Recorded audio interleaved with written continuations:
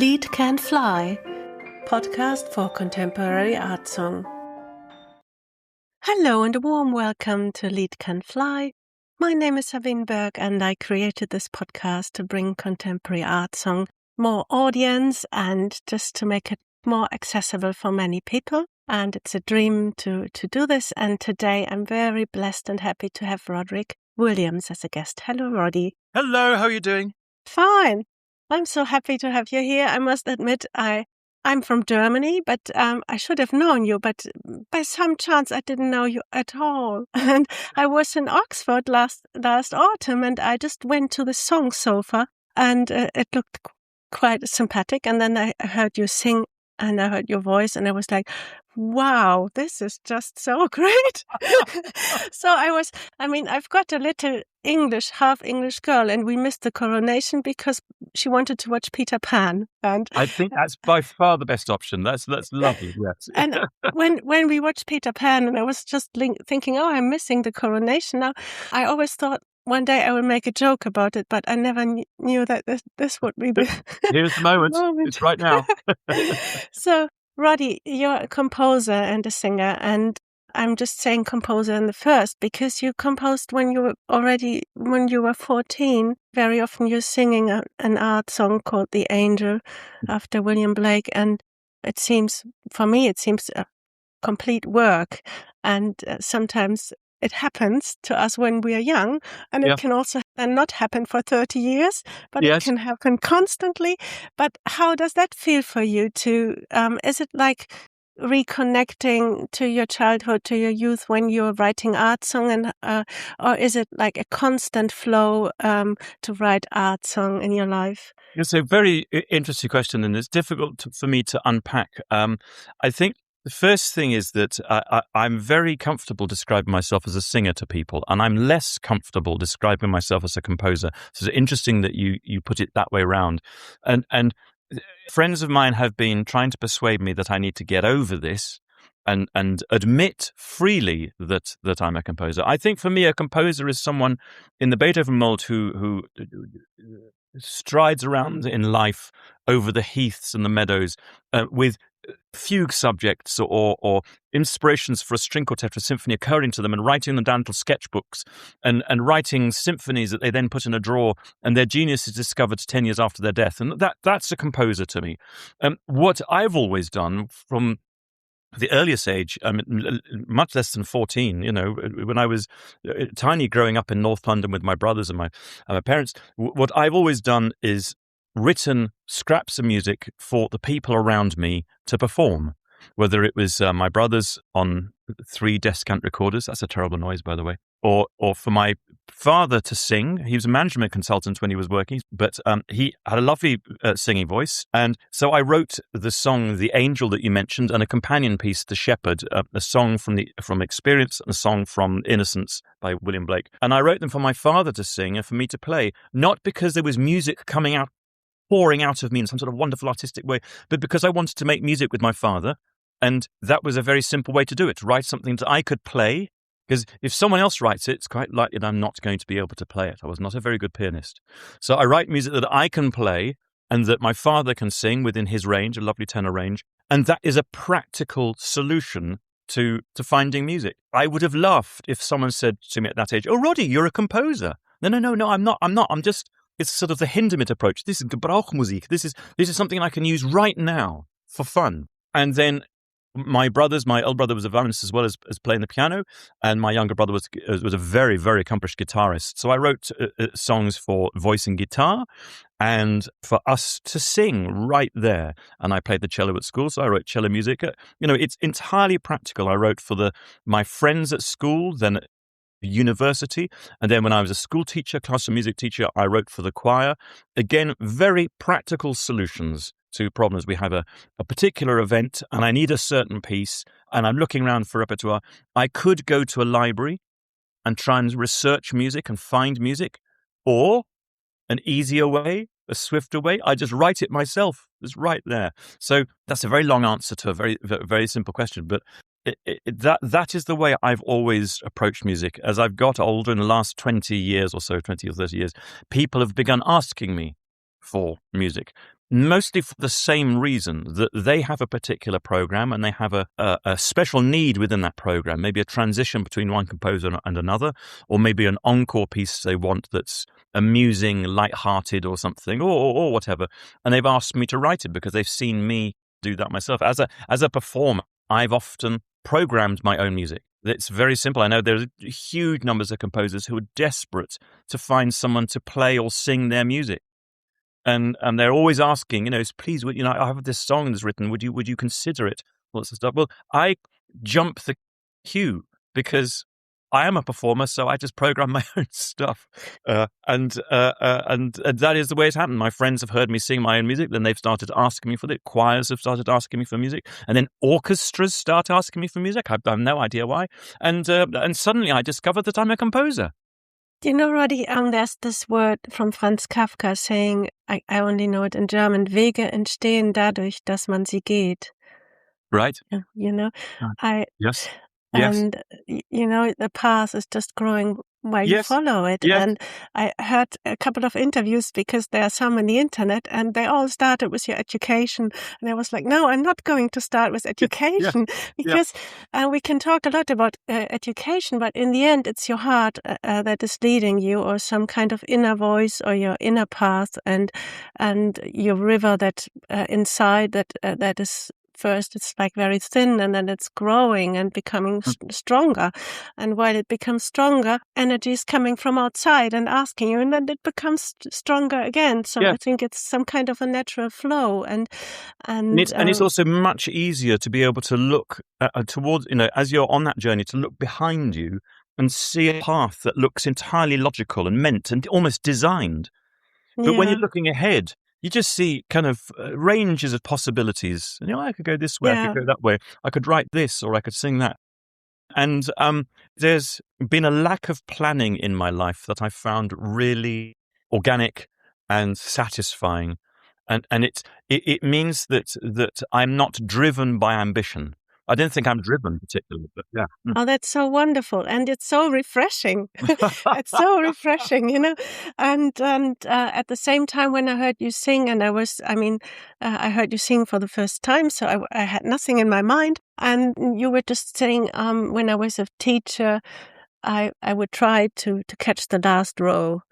And it caught me immediately because I don't like it when the interviewer talks too much about him or herself, but my father was in orphanage homes after the Second World War, and he had no chance to get any higher education, but he was very talented in music and he had a wonderful voice. And so he sang, as he grew up in Munich, he sang with Karl Richter, and suddenly they were on stage in Bayreuth. Yeah.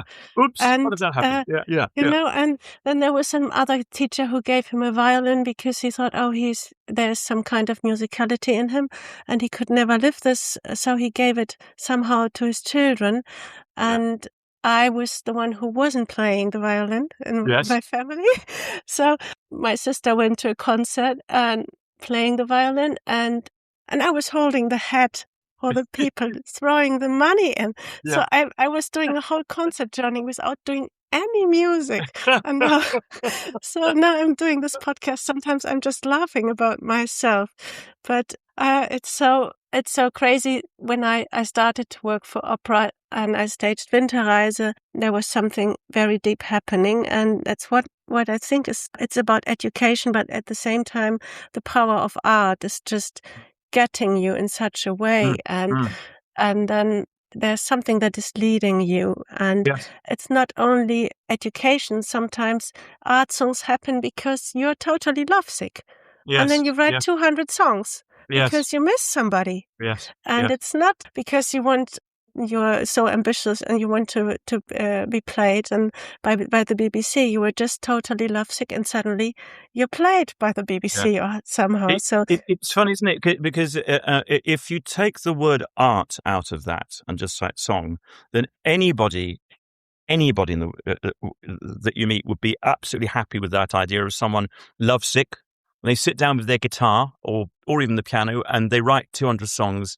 and then they have an album deal, and they go off and become rock stars or whatever it is. But people are very happy with that. When you put the word art in front of that, then there's a little barrier comes down. They say, "Oh, do you mean classical? Classical? Oh, no, I don't go to that. No, that's not my thing." I find that there's a bit of a shame.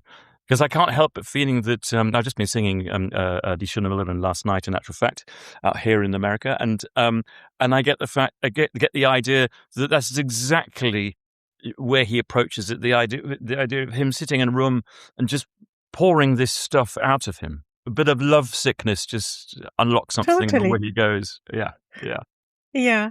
And then we are already at the point where we're talking about the song you picked for today is called A Code. Mm-hmm.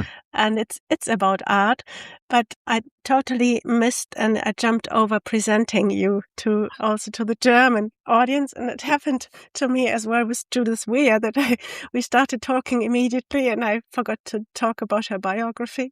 So I have to do it very quickly before we go deeper into the A Code that you picked, and it's really about what we are talking already. We're talking already about let's this. find out about me. Who on earth am I? Yes. So what I found out, just to make it short, it's so interesting because you've got a Caribbean mother and a Welsh father, and to me that is like thunder and lightning.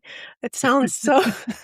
It sounds full of life and full of friction and very different countrysides coming together. And which part in Wales did your father come from? He's it's funny when you ask me that, I realize that there are some details about them I'm not entirely sure about.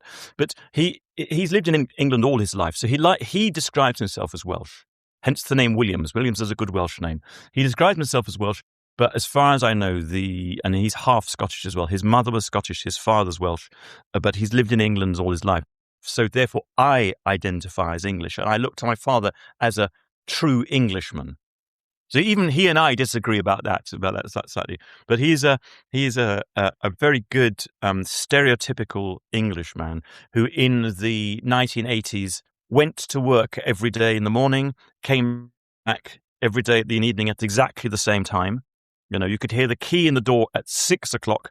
That's my father coming home from work, Monday to Friday, and Saturday and Sundays of the weekend he had to devote to his family. It's a completely different pattern of living that we would recognize today, certainly in the artistic world and kind of in the world in general. But that was my father, traditional English, lovely man. And my mother, my wonderful Jamaican mother, she came to France. She came over to Europe. She started in France, working as an assistante because she was interested in foreign languages as she was growing up in Jamaica. And I assume that she found Jamaica a little bit of an educational backwater. She was an intellectual and a precocious intellectual. I think she describes herself in those sort of terms. So she wanted to escape Jamaica and go to where art and culture really flourished. So she came to France, met my father on a train. That romance blossomed, and they were married in London. So that's the kind of shape of their marriage. Wow, and then you were raised up in London, but also in Oxford. Yes, and you were a chorister, I think, at Christ Church Cathedral, and also. Yes. A scholar at a Magdalen College. So that's right. There's a little caveat here in case my brother is listening. There's a very small detail here. My brother was the singer at Christ Church, Oxford, as a chorister in the choir. I went to the same school, but I was not good enough to get into cathedral choir, or whatever reason. I don't know quite what. What a gift! If you had been good enough, you might not have become what you are now. Because you were struggling. Right. Yes, exactly right. You were struggling. You didn't get that what your brother had, and now it's my older brother had singing in the cathedral meant that he sang service every day and twice on Sundays, maybe even 3 times on Sundays. So he was a professional singer from the age of 7, and they had to stay on when school term finished and we all went home, the choir had to stay on at Christmas because they had to sing on Christmas Day, and the same at Easter as well. They were professionals and they had a job to do, and it's quite possible. You are right. It's quite possible that if I had followed in his footsteps and done that, I would have been tired of singing. Yeah, of you being would a you professional would have singer been by the age of certified 13. and not hungry. So Yeah, we can say absolutely. thank you that you missed that. Ta-da! Absolutely. So, and to make your biography very short, you studied at the Guildhall School of Music, Correct. and in 2014 you were a soloist at the last night of the proms. You Did were that, yeah. a regular guest at the BBC Proms, the Royal Opera House, Covent Garden, the Dutch National Opera, Dallas Opera, Bregenz Festival, Berlin Philharmonics, at the Wigmore Hall. In 2016, you were the Singer of the Year of the Royal Philharmonic Society, and you became an OBE, the Officer of the Order of the British Empire, Yes, in salute. 2017. And then you also sang at the coronation of His Majesty King Charles III, which I unfortunately missed because of Peter Pan. Yeah, Peter Pan. And you're also a presenter for BBC Three Saturday Classics, and you're so devoted to art song. You're a programmer of fantastic programs like An English Song, Winterreise, where you find an emotional response to every Schubert song. You've been orchestrating Die Schöne Müllerin for string quartet or string ensemble or string quartet. It was a quartet, yes. Yeah. And also you've been part of the Dons Foundation, Let Her Music Play, Guinness World Record, the longest streaming. Oh, that's right. I did. Yes, I was involved in that. Yeah. So you've been singing a lot of. It was just women's composition for a long concert that was streamed, and also you sang a program in Wigmore Hall called the Women's Hour. Yes, I did. Very yes, interesting. Yes. And you've been artistic director at Leeds Leader Festival, and you just had a wonderful concert about haikus. It was very interesting to listen on YouTube as well. So, do you think you can pick what you're doing now? So, as you are quite free, and you can also create your own program, like with haiku and Schubert, So it's funny because as we are speaking, I happen to be in St. Paul in Minnesota, in America. So actually, you mentioned rivers. I'm out of my window. I'm looking out at the Mississippi going past me there. And I mention that only because I sang Müllerin in my quartet version last night. And I'm singing the English song response to Winterreise here on Friday in Minneapolis, the Twin City over the river. And I'm also, while I was here, I just bumped into Libby Larson, who came to the concert last night. So it was her haikus, it was her compositions that I sang here in the autumn just gone. So that program was developed with her, and I'm just sung that in Leeds last week before I came to America. So it's all the different things are swimming around at the same moment. So it's a very good moment for us to be talking. Yeah, wonderful. So for today, you picked the song A Code. Mm-hmm. You remember when you wrote it? Yes, I do. This is a response to a particular commission. So again, because I have a busy singing career, it's less likely that I write any music because it's inside me and I have to express myself. As I keep saying, I don't really feel like I'm that sort of composer. I'm a composer who responds to someone saying, I have a need of a piece. Can you write it? And also, especially, can you write it really quickly? We need it like next week. Okay. I respond very well to good deadlines. So in this case, the NMC is a fantastic organization spearheaded by Colin Matthews, the composer. He's a real composer, to record contemporary music, and particularly British music, but I suppose beyond. And they decided to create a box set, 4 CDs, box set of a survey of song composition. It sort of feels like a millennium thing, but I think it was actually shortly after that, maybe 2003 or 4. I can't remember. I'll look it up. And they asked composers to write a 3-minute piece for voice and anything. Mostly voice and piano, but people wrote for all sorts of other instruments. And in fact, I recorded a wonderful song for voice and balloon. And the Oh. balloon was operated by the composer behind me. It was mostly a cappella, but he operated the balloon. So that's out there. Check that out. It's an amazing. Tika Tika Ha, I think that was called. I wrote a piece. I found a poem, A Coat by William Butler Yeats, and it was suggested to me by my father, and he put this in my direction. And I thought it looked short, brief enough for me to say something within 3 minutes. Because one of the things that I've always done as a sort of, I've mentioned Hindemith already, haven't I? But as a sort of workman-like composer, is that I look at the brief, I look what someone has asked of me, and I try and give them that. So I wrote a song that lasts pretty much, within a few seconds, 3 minutes. They wanted a 3-minute piece.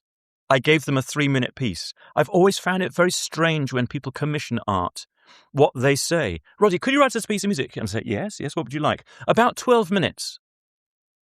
But they don't say anything else. Oh, we need a piece about 12 minutes.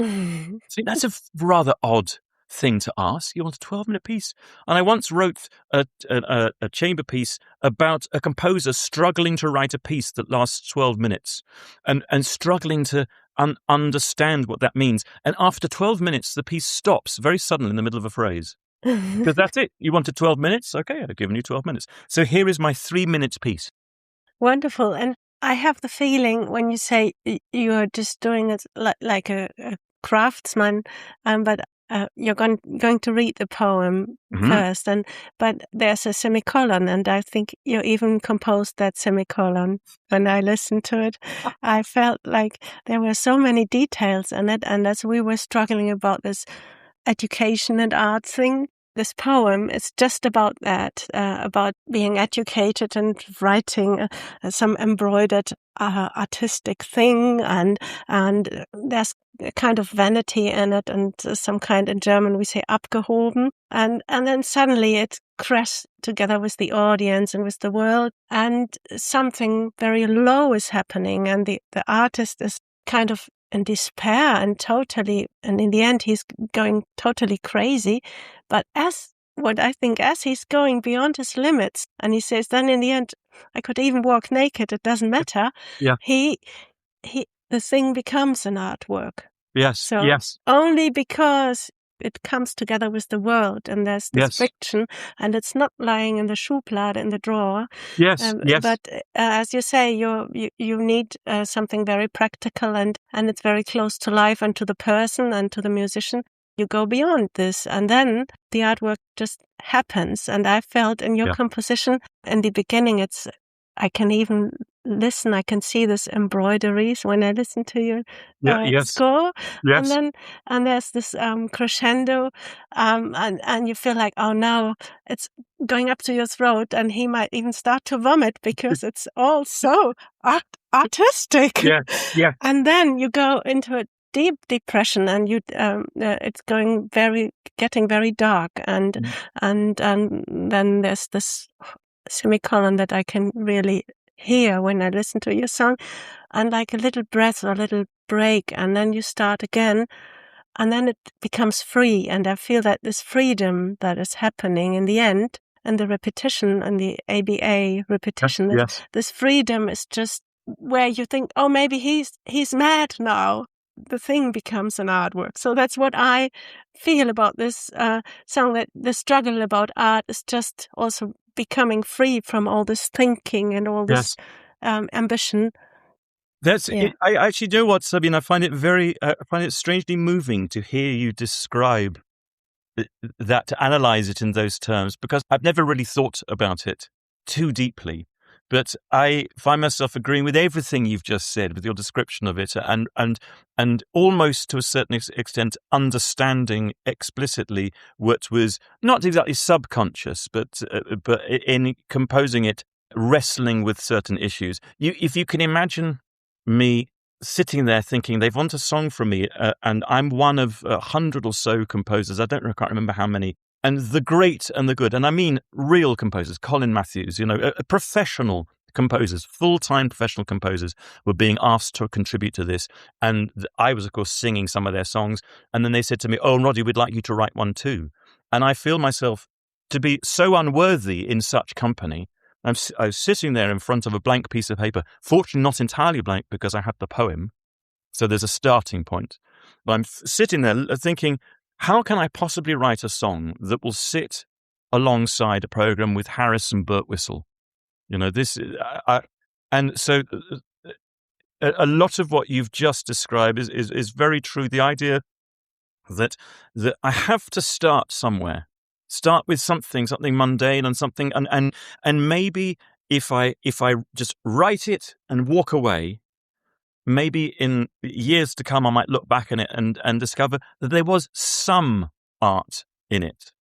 So I find that very attractive, and I say very moving. How you describe your perception of it. Oh, would you read the poem? I would read the poem with great pleasure.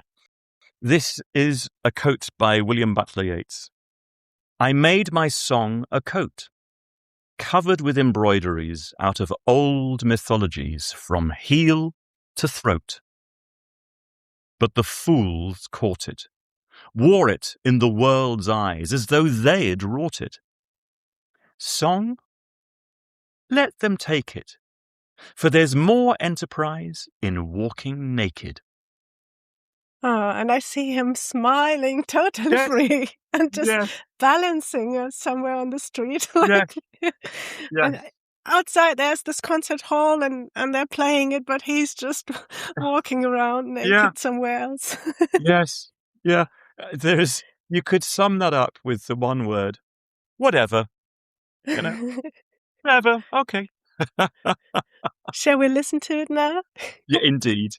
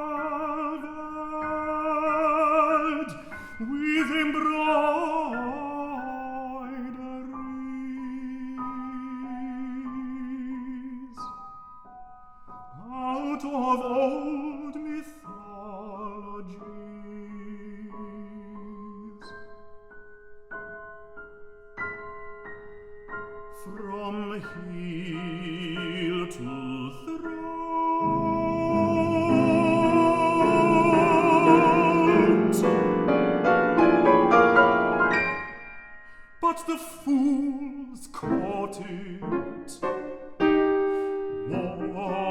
wore it in the world's eyes, as though they'd wrought it.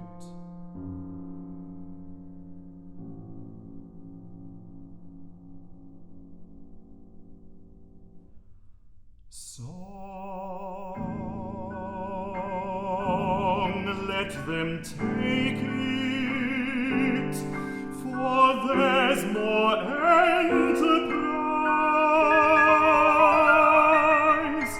in walking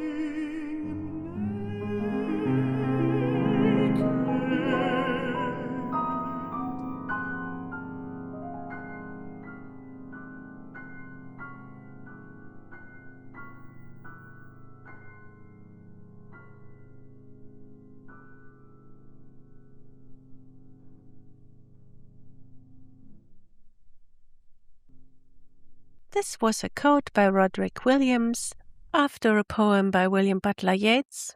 The singer was Roderick Williams, and on the piano was Ian Burnside. thanks to NMC Recordings for giving us the streaming rights. Yes, I think it was, 2015, somehow the recording. Yeah, maybe. I was just noticing and following in the score there that I've dated it 2008. So it must have been Good. around that time. Yeah.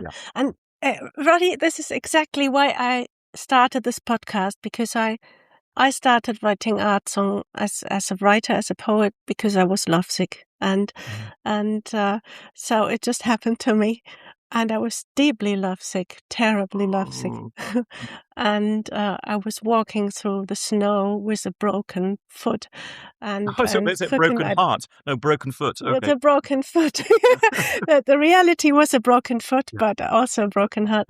And I had to stage a Mozart opera at the same time. And I lived in an apartment that was heated with coals and it was charcoals. And it was all a very crazy time and very hard for me. And so it helped me to write.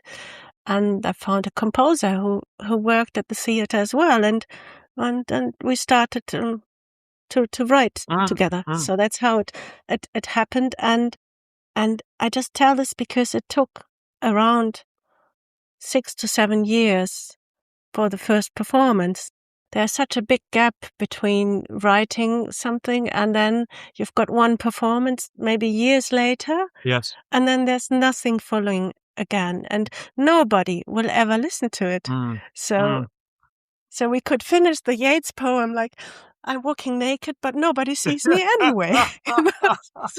So this is this fatal situation of contemporary art song, because there are not many recitals even of romantic art song. Well, there are festivals, but in the normal theater, everyday life, there are not many recitals in a year, and then it's always the passion of one singer who's organizing a nice program and invites a composer, and then it happens, and then that's how it works in Germany. But it's very active. Art song is very actively practiced in universities, and many young composers start with writing art songs to train themselves. So, but it's all so spread in all the directions, and nobody ever gets what anybody else is doing. And then I started this podcast exactly to let this wonderful naked composer as seen, at least. Yes, try and make those connections.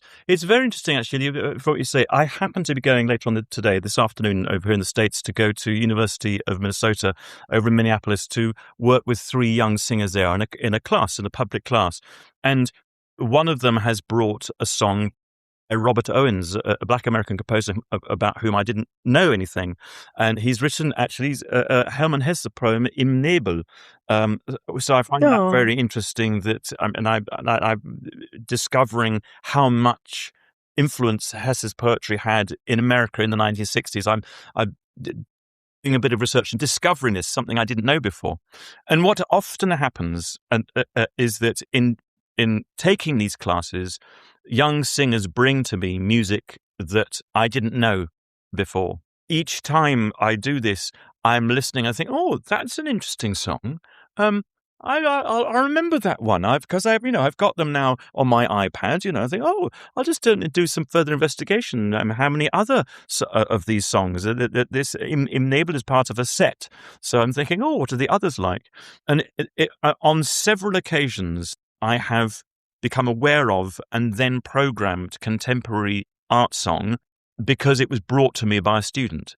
Thinking of Carmen Snickersgill, who's I see has got a premiere coming up at this year's BBC Proms. She wrote a song to Humanity. Is it Humanity I Love You or Humanity I Hate You? I can't remember which way around, because he says both in the same poem. It's a fabulous poem. And a young lad brought that to me 15 years ago.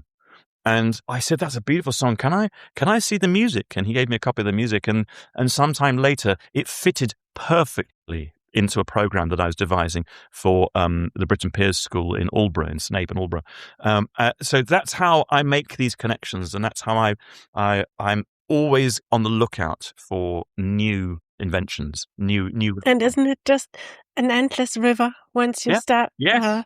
exploring it. And it's with this podcast, I can also talk about recordings that are 20 years old, and nobody on the market bothers, because people can discover it now. Yes. Yes. Because we're just talking about it, and so that's my big wish, that some students might discover or sing a code now, or Yes. just other composers from Germany listen to your music, and English composers listen to German music, Yes. and they come together, and they through the podcast they can just listen to what the colleagues are doing, and so it's a wonderful medium to be totally free and have no marketing manager who's saying what you've got to do.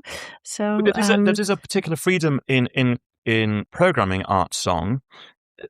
It's not always easy, but when young singers go into the profession, they imagine they're going to become opera singers. That's where everybody kind of starts. And in opera, obviously, you have the director, vis-a-vis you have the conductor, and then you have music staff. You have a team of people, all of them, language coaches. All of them are giving you opinions, information, and it can be quite overwhelming.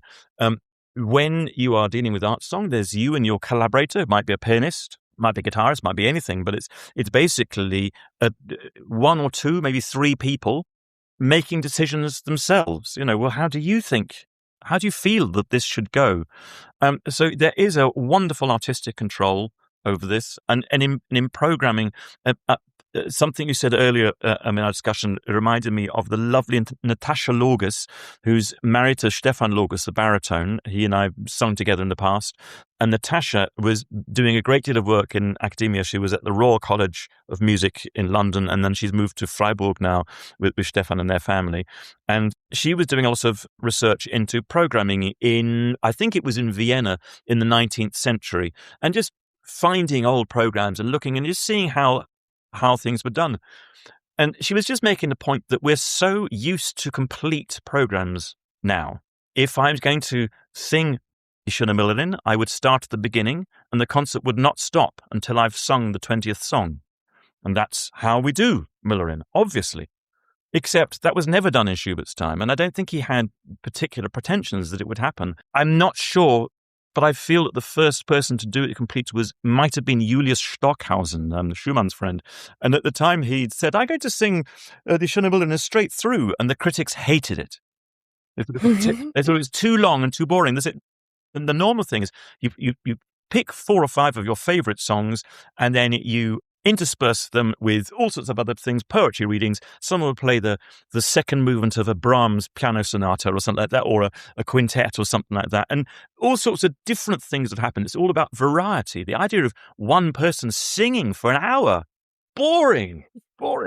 So from the research that Natasha has done, I've really been enjoying not singing all of Müllerin straight through, or not singing all of Winterreise, but using some of the songs as springboards for something for other music. So it is that you've mentioned the Winterreise, the English song Winter Journey project that I'm doing, one song for each of the 24 Schubert originals. But another a program I have at the moment is based on Müllerin, where I sing about 8 of the Schuberts, 8 or 9 of the Schuberts, and each of them launches me off into a different direction. Das Wandern, that reminds me of 3 English songs who could be by anybody, male, female composers, anything between, and also contemporary or more well-known 20th century repertoire, the golden age of English song, the first half of the last century, which gives me a chance to sing some really well-known English repertoire, well-known to me, incidentally, as well as the audience, so I can relax on those, alongside something that's totally unknown. And then everybody can feel they know where they are. And then if they don't know where they are, in about 3 minutes' time, I'll sing another Schubert song, and they go, "Oh, I know where I am now." So it's a program that can reach out in so many different directions and keep returning to something where we all know where we are. It all tells the story of that young lovesick boy. Now that's so wonderful, because in that way you're just integrating so many different voices Yes. and so many different colors. Yeah. And but is there something special about Schubert for you? Is it like being at home? Once I had this feeling when during the pandemic there was a concert with some art, new art song and others, and then there was Schubert, and suddenly, and all those people came together with distance and their masks, and everybody was happy to listen to it. And I heard Schubert, and I felt at home, and I felt, oh my God, there's something so universal about him that he's somehow leading us, or somehow whenever you connect to Schubert, you're home. Is it? Do you have the same Yes. feeling? Or? Yeah, to a certain extent, I think there's still language is important to me. When we sing song, we tend to create song in our own language. It's not always the case, but so I think that I would feel what you've just described even more had I been singing Schubert in English, had Schubert been an English composer. So I think I have that feeling very strongly with English church music, of feeling right back home. And it's to do with what the music I was listening to and singing as a child. And what you describe, I do feel to a certain extent the universality of it with the modesty, the humility of Schubert's writing. There is something about Britain, about Benjamin Britten. I don't mean the country now. I'm talking about Benjamin Britten, with whose music I feel a very strong connection. I think it was hearing a piece of his music in a cinema, of all places, that first awoke me to the concept that classical music is a thing I understand. So I have a very strong connection with Britten. But there are a lot of the time he is particularly clever. It's an accusation. I'm not the first person to level this accusation at him, that Britten can sometimes be very, very clever. Schubert's music, I feel comfortable with it because it's written in modesty. And it's utterly effortless. So let me describe for you. Coming here to the States at the end of last week, I had a most appalling set of flights. The first one was fine, but then I had a huge delay for the second one to get from Chicago to here. And I got into my hotel at 1:30 in the morning, and it was all a bit of a mess. It's absolutely fine, but all a bit of a mess. So the next day I woke up and I went to rehearse with the string quartet. And I was sitting in a very beautiful house here in St. Paul, Minnesota, with this string quartet, and we started playing the Schubert music. And I just thought, this is my happy place. It doesn't get any better than this. I'm singing the best music with these 4 incredible string players, wonderful string players. We were in a rehearsal, admittedly, but it was just kind of the best place to be. So in terms of coming home, that is what you're describing in a certain sense, and it's because it's because they're great tunes. And you know what? In a kind of magic way, we just landed where I wanted to be at the end of the podcast. How did we do that? I never know how I will land there, but you also sang Schubert in English, yes. and I found on YouTube Du holde Kunst in English, and this wonderful translation by Jeremy Sams. Yeah. But come what may, the healing power of music is there to help us live and love again. Yeah. And I listened to it so many times. It is so true. And wherever you are and whatever happened to you, as you say, you're also a composer of wonderful pieces for choir, and there's a wonderful piece called Let Nothing Trouble You. Yes. And it feels like it's a consolation to your soul, and you can be in peace whenever you enter that wonderful place. You can be in peace, and it really helps us to live. Yes. So art song for me has some basic need. It's not something that you sing in a concert hall.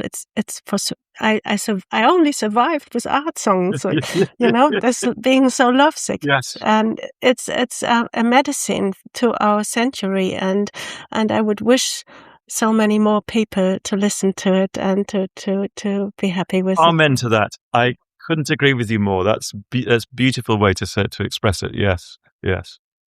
Oh, thank you for being my guest today, Roddy. Thank you so much. Sabine, it's been an absolute pleasure. Thank you so much for having me on. This was Lied Can't Fly with Roderick Williams. Thank you for listening and hope you join us next time. I would like to say a special thanks to Sydney Corbett, Angela Davis, and to Moritz Eggert, who are supporting this podcast for more than 3 years. Thank you.